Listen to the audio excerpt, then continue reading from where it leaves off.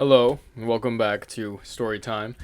So, this is a story that is particularly close to my heart because it fundamentally changed my worldview. And what do I mean by that? For me, this was finding out that my friends didn't really care about me and that that the only person that I really had unconditionally was my family, which is a fortune that I realize that not everybody has. And for me, that also meant that like I hold my friends to as high of a standard in which I hold myself. And that wasn't something that I was very comfortable doing for a very long time because I always wanted to be considerate and accommodating and accepting of a bunch of different people, but I realized that I didn't actually owe anybody that. I'm not obligated to be friends with anyone. I'm not obligated to like people because they do X things. Like, oh, great, you're a philanthropist. You do volunteer work. That's great. You support people, and that's awesome. That's something that I personally am like, oh, that's cool. But I still don't need to be friends with you. And there's a lot of inductive arguments about people saying that you are privileged or that you have a right to something because you're XXX. And this was that wake up call for me. Like I just didn't. It didn't matter. It didn't care to me, right? And it's like you could be a beautiful person, absolutely awesome, amazing, wonderful, and I still do not owe you friendship, or that you have to be my type, or that like you should have this position relative to me. And let's talk about it. So this was, I believe, in sophomore year of high school, and this is also when my personal like physical peak. This is when I was doing really good in track. I think I was in like top 50 perspective in California. So like my marks alone were putting me in a very powerful position. I was doing great, and like yeah, I was a starter on JV. So you might be like, wow, it's JV, who cares? But like I was a bench warmer for the rest of my time in soccer. And this is also like right when I was like starting to break out of my shell, and when I first got offered to play on MPL, and I didn't take it, but that was a huge ego boost to me because I was so used to just never being able to make those teams. And basically, I was up. I was up at this time, and I was well known in my community. Like I had respect from soccer people. I had respect from track people. I was doing good academically. I was like my mid distance coach was also my math teacher, and I was doing decent in his class. But I had my own community. The bottom line was I just knew a lot of people, and I was still gaming at that time too. So like I'm not a popular kid by any means, but I also just am very social. I rely on a lot of people, and I had multiple friend groups. One of these friend groups was like those classic girl guy friend groups. You're always at someone's house. You're doing party games. You're hanging out. This is before like all the people went crazy about like drinking and drugs, or maybe I just never got invited. I don't really know, but I enjoyed hanging out with these people. Like I was every time I went out, it was almost with these guys, and some of them were from my elementary school, so it's very close with some of them, but not so close with other ones. So just a general, very general, vague friend group.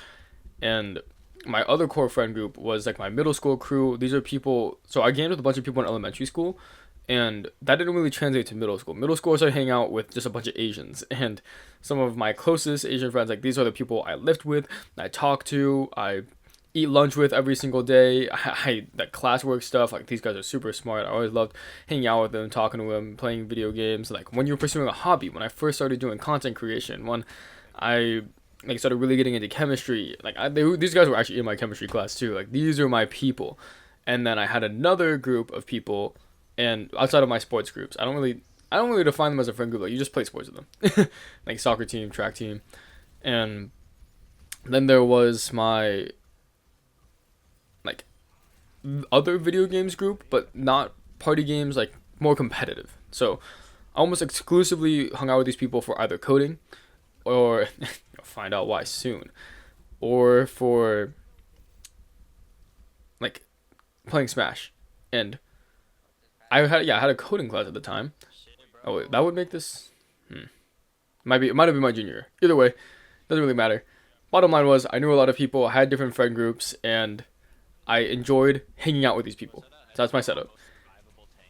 So I would consider all these people my friends back then. Back then I wasn't so stringent about who is my friend, who is not my friend. It wasn't really a label that I cared about. I'm like, if I spend time with you, like, you're a friend. Like, if I choose to spend time with you, you're a friend too. Because I still, like, back then viewed time as a commodity, as something that was valuable. And out of nowhere, I'm just like walking home. Back then, I think I was still biking to school, so I was too young to have a car. So I was walking to my bike, and I hear from a friend. He's just like, "Are you friends with this person?" And this is my core friend group asking me if I'm friends with somebody from my gaming friend group. And well, I'm just gonna refer to the person from the gaming friend group as the Indian, and my close friends at the time as the Asians. But Indian, like, are you friends with the Indian? And they're like, I'm like, yeah, I play Smash with them. And then they're just like, we can't be friends with you. No explanation, and that was it. And some people from that, like, the hangout friend group, the people that I always went out with, there's no like one dominant ethnic race, so I'm not gonna push anything, but they were there overseeing this conversation go down, but they didn't want to confront me, and I was very confused. And then, like, I didn't really get an explanation after that. Like, they just left, and then I watched them go hang out, like, like, go leave to. I think there was a plaza nearby that they walked to. I don't know, because I wasn't friends with them anymore apparently, and everyone dropped me, and I got kicked out of the group chat that I was in since middle school. This is a 5-year-old legacy group chat of, like, just me and these 3 other dudes. I get dropped by the other groups. I get a fucking message. And by the way, this is like right before winter break. So I'm not seeing any of these people for like 2 weeks, but there was plans that we had in place. And I get texted from the hangout friend group saying, okay, you can't, I feel really uncomfortable being around you. I don't want to be friends with you. Like, don't come to this. It might have been Friendsgiving. It was Friendsgiving, but for Christmas. It was, I don't know. Bottom line was, I was uninvited to another hangout, and I had no clue why. And for an entire week, I did not get an explanation from anyone. Like, I was chasing these people down on Discord, on Insta, just trying to get someone to tell me what happened. And eventually, one of my friends does, and he's just like, Indian friend allegedly sexually assaulted like X amount of people. I'm like, okay, whoa. First of all, allegedly, so we don't know if it happened. And then second of all, you're blaming me. I didn't do anything. And one of the things, I'm young at this time, so I didn't really process any of this. I just didn't have the context to like really make sense of any of it. But I'm just like, okay, whoa, why should I fucking defend myself when I didn't do anything wrong? And no one was willing to admit that I didn't do anything wrong. They said that me saying, oh, first of all, they eventually do talk to me. They add me back to the group chat just to berate me, tell me how much of a piece of shit I am. And I'm losing it. Because I'm looking at this, and even back then, I was still a very rational person before I dived too deep into CS and rationale. Like, I still was not post-rationale. I valued rationalism first. I was like, okay, so we don't know if he did it. People just think that he did it, and there's some reports that he did, and it's not been investigated, and we just don't know. And I'm just saying, we don't know. So why are we putting out consequences on insufficient data? And then, second off, which for some reason didn't matter nearly as much as I thought it would, why are we blaming me? And I never got an answer to that. Like, they're like, you're defending him. I'm like, okay. I'm just saying we don't know. I'm putting out the facts. The very facts that you aren't fucking listening to as a human being with thoughts and ideas. And keep in mind, I think very highly of these people. I still do. I think they're smart people. But I was just really, really confused how this had anything to do with me. And also, I had one friend who, like, he's just a nonchalant king. He just don't give a fuck about anything. And he still sided with these people. And that was a shocker to me. I'm like, bro, I didn't even know you had opinions. And, like, the girls, I refer to them as, they cut me off too. Also no explanation, and I never got an explanation from them. And I was just losing my shit. So I contacted the Indian, and I'm like, hey bro, people told me these things about you, that you do things to these people. And he's like, no, I don't know what the fuck they're talking about. I'm like, this shit's crazy. And then I contact some other people from the Smash tournaments. I'll call them Indians 1 and 2. And they're kind of cool. And then also I had a friend from soccer who also played in these Smash tournaments, and I'm like, are any of you, like, have you heard about this? It's like, no. No, what the fuck? And then also followed up with like, is anybody giving you shit for this? Like, are these people fucking with you? And they also said no. So I am the only one getting slack for something that I didn't fucking do along associations that nobody else is getting pressure for. I'm like, okay, so what the fuck is going on? In post, like now, I'm just like, this is hate train. Like they saw me up at my best, and now it is popular to fucking hate on me. Keep in mind, I might talk about this differently, but there was a girl that I dated, and I found out from my ex, actually, an ex that went to the same school, that the entire girl community fucking hated me after I was dating this girl. Like, she just blew shit out of proportion. And I will say, this was a 7-hour rebound. Like, I got broken up with, and then I rebounded with this girl literally 7 hours after. And she, you know, wasn't the best for me, but I also wasn't the best for her. So that being said, maybe she had a valid reason to crash out, but I didn't treat her like shit in the relationship. She refused to communicate with me, and then decided to antagonize me to her friends. Is the TLDR of it, and I'd love to go into detail in another Bradism, but bottom line is, I didn't fucking do anything. I'm reaping the consequences of it. Women already hate me, and it's shot. And my fucking closest friends from middle school, 5 years of gaming, of grinding Overwatch, of investigating hobbies like music and exercise, and we still work out actually to this day. But all that shit meant nothing, because some group of girls out there was hating on me off of shit that wasn't even real and wasn't even my fucking fault. Like, at all, and everyone knew it wasn't my fault. But were still hating on me and cutting me off out of their lives. Like, nah, we can't even associate with you. Which is crazy, by the way. And the fact that for an entire week, nobody even wanted to hear my side. People were just ignoring me. Maybe I just got blocked and everything. I don't really fucking know. But the fact that I couldn't even get an explanation, and that I was the only person that got pressure, was crazy.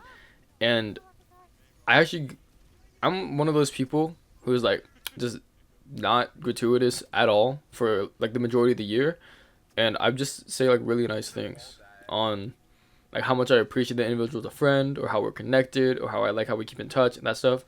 I only do that on birthdays and on Christmas. So I had all these Christmas gifts lined up. I spent like $200 on my own money, got like 12 of my closest friends Christmas gifts, and they just sat in my fucking like room, not in my room, sorry, in my living room actually, just untouched. I never got them out to my friends. I never peddled them out because I didn't even return them either. I actually eventually gave them out, but at that time, like for literally 4 months, no one got a gift, and I got cut out of all the Christmas plans, and I spent time with my family, and that was healing.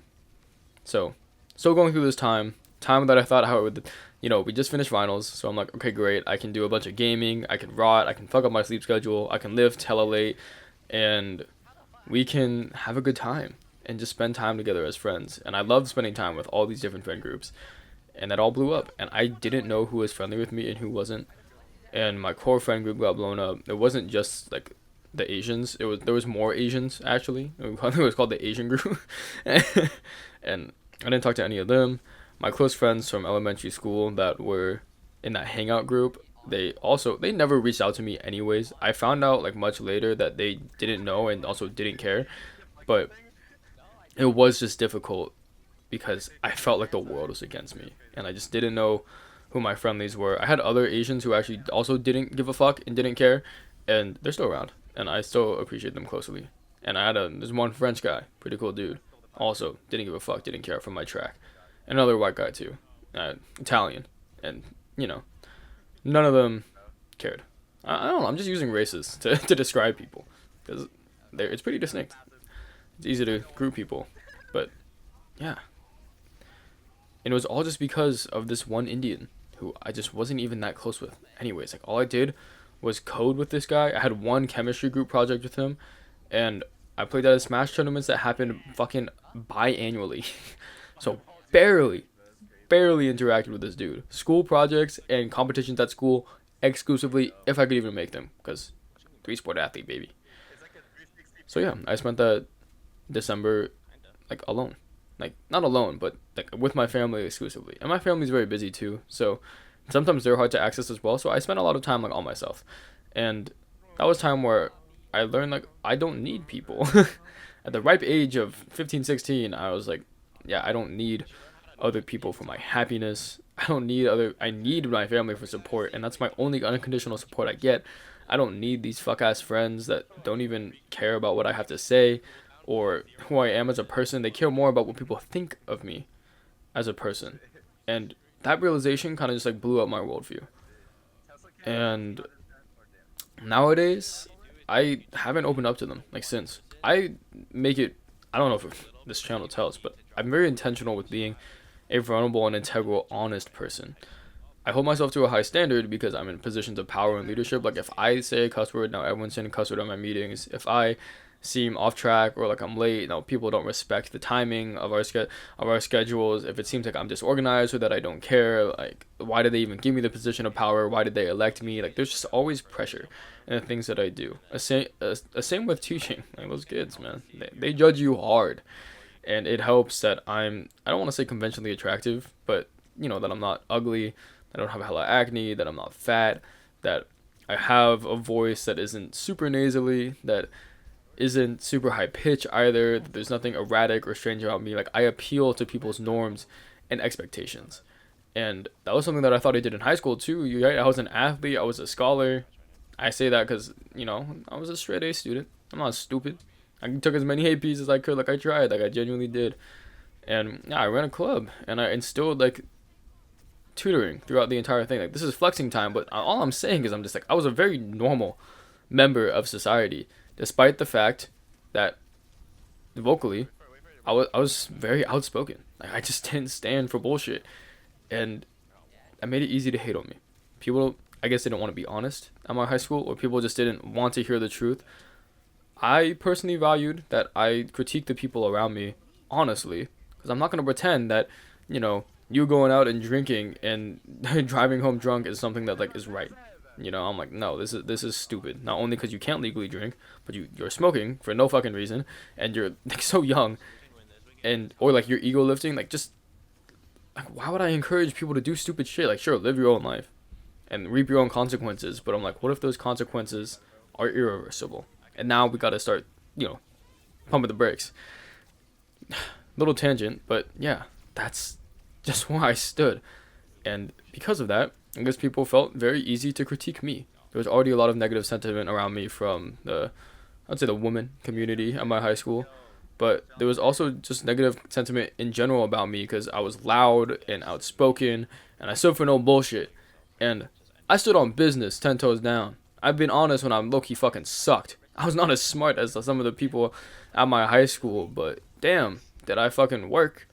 And I got that respect in the track community too. And my coach still said to my fucking face that I was dog shit, but he brought me on the team every time because he respected my work ethic. So yeah. And if you're wondering how do you work hard and be ass, you do all conditioning and no skill. So yeah, I was never tired out there on the field. I just couldn't touch the ball. Anyways, after that December, once we got back to school, everything just was fucking normal again. Like people just pretended like that shit didn't happen. And like 2 turns later, so this had to be my junior year. In my senior year, I became a track captain. And some of the girls from the hangout crew were also track captains. And they just pretended like that shit didn't happen. And as we roll out, like further down the line, like they have gotten on my ass for deliberately saying I don't want to hang out with them and that I don't like them and that I don't say hi to them when they're around. And I'm like, am I fucking crazy?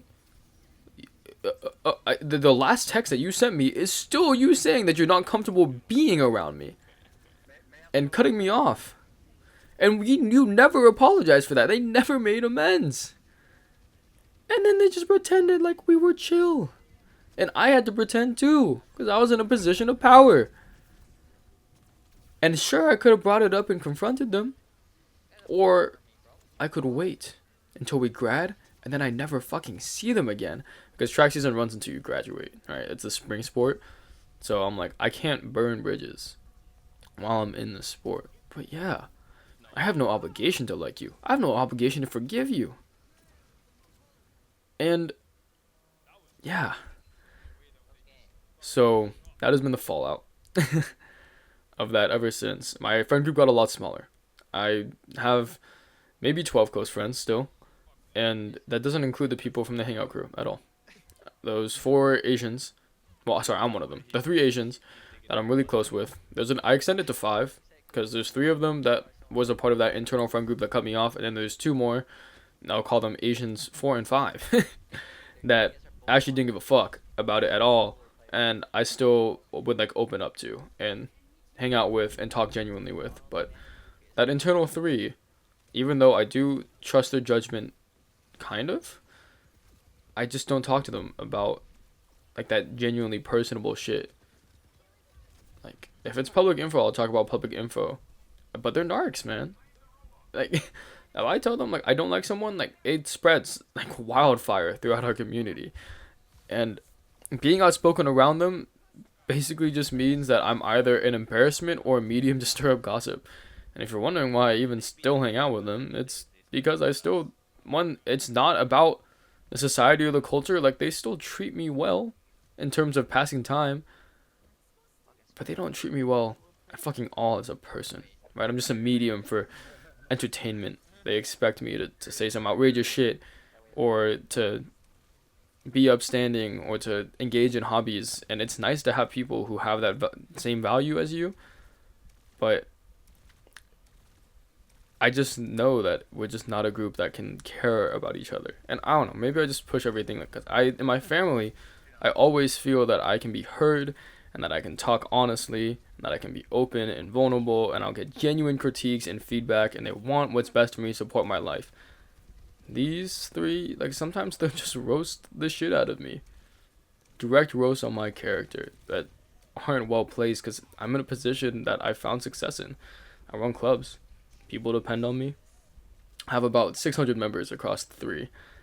And I go to these networking events, and it's good. I'm a researcher, not just like the summer shit. Like, I'm a paid researcher hired by my college, and I'm still doing good in school. I'm set to get my master's in +1, my 3+1. So I'm like, I'm in a good position now, and I found people at college that I genuinely care about and treat me well, and who genuinely just want to hear about my day. There's a few people still from my high school that, like, I talk to them, and it's awesome to talk to. They're amazing, they're genuine. But I don't owe anything to the people from my high school. I don't owe anything to anyone, even my family, and they make that very clear, and they understand that. And I don't have to be someone for somebody else. I have enough confidence now, not like just in myself, but also in my social value that I've proved that I'm somebody that's worth caring for and talking to, and not just be treated like an object for romance, or a sexual object, or for entertainment. Because I'm told I say some fun things, or for intellectual stimulation or advice, or help with academics. Alright, I'm just me, and I can choose who I want to surround myself with, and I can choose who I want to be and who I want to help. And that was something that was a big fucking takeaway from this. So that association shit is real, right? Like, if I if I blow up the World Trade Center, people are just gonna always be mad at the Middle East. But I didn't do fucking anything. And that shit was crazy. That's about it. So, deeply personal stuff. I think, like, my worst fear is that if someone discovers this channel, they'll know exactly what I am talking about. But we're out here. So, end of story time. See you later.